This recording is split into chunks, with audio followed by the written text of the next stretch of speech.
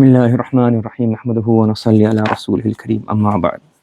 It is narrated from Abdullah ibn Abbas radiyallahu ta'ala anhu that he was traveling with Zayd ibn Thabit radiyallahu anhu. So Abdullah ibn Abbas radiyallahu ta'ala anhu, he's the nephew of Rasulullah sallallahu, not nephew, cousin. He's a cousin of Rasulullah sallallahu alayhi wasallam. And he was born when the Prophet sallallahu alayhi wasallam and the other muhajirun, they were in the Shi'b of Abi Talib. So that's when he was born that time. So he was very knowledgeable. The Prophet sallallahu alayhi wasallam made dua for him that, oh Allah,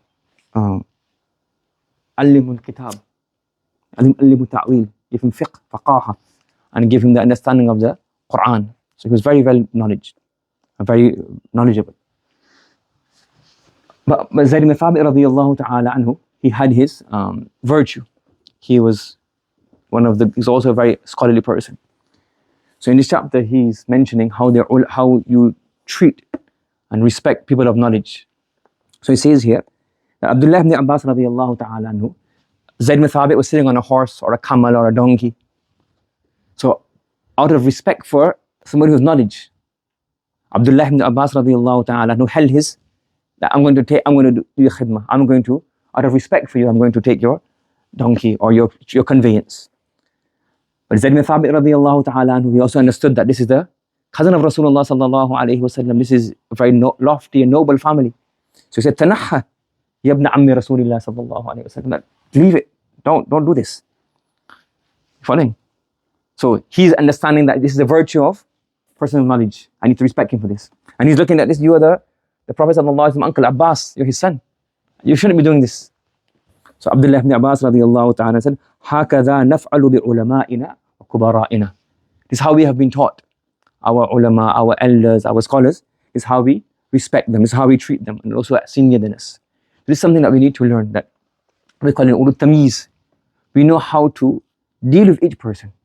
Those who are elder than us, our grandparents, our parents, our uncles, our relatives, how we should speak to them, respectful manner.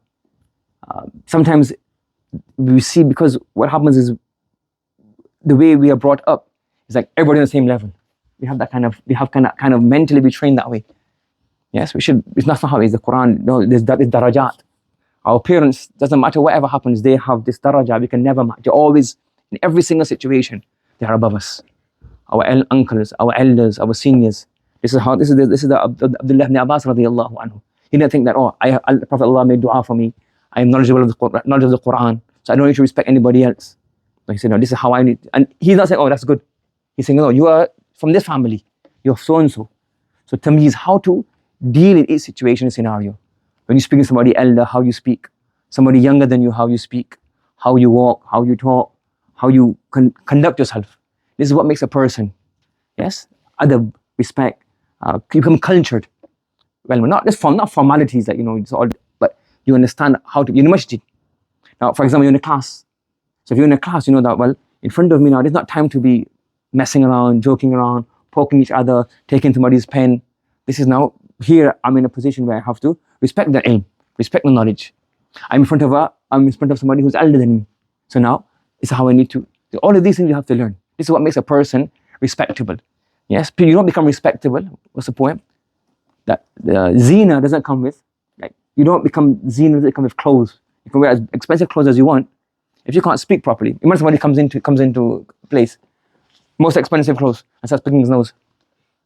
Will he be respected? This guy has no manners. He doesn't know how to behave. He doesn't even have any etiquettes.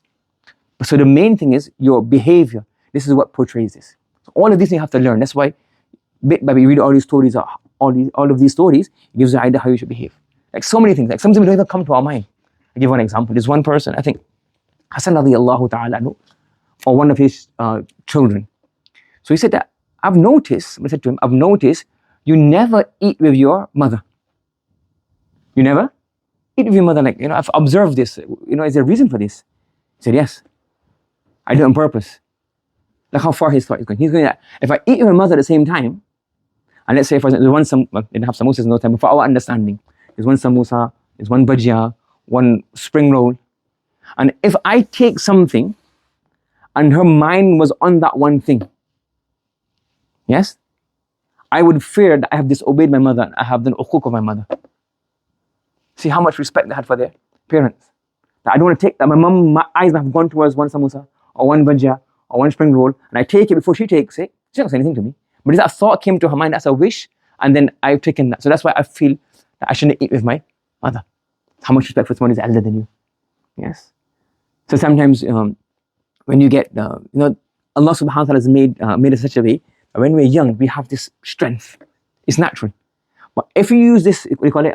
The jawani, the junoon of jawani, the madness of when you're youth, the vigor that you have. If you use it in the right way, Allah subhanahu wa ta'ala says, the Prophet sallallahu alaihi wasallam says, there's 7 people who will be given shade in the throne of Allah subhanahu wa ta'ala.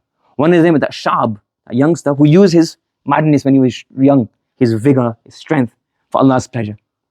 And if you don't do that, then the Arabs say, shababu shu'batu min al-junub. You just go mad, you just don't know what to do.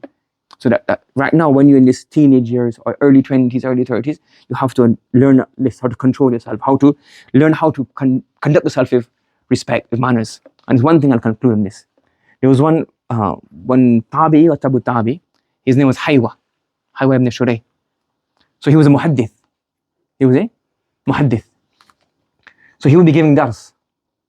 Imagine like a muhaddith. He feels like giving hadith dars. Yes. But his mom, to his mom, he's not muhaddith Shurayh. He's just Shurayh, not Shurayh. He's like my little boy. So she would come and during the lesson, she would come and call him, Shurayh, come, go and feed the chickens. Imagine that you're giving a dars in the masjid. I give him a dars in front of all the other scholars. But he understood that this is my mother. He didn't get angry, not even like a frown on his face. But this is my mother's command, my mother's leave. So it doesn't.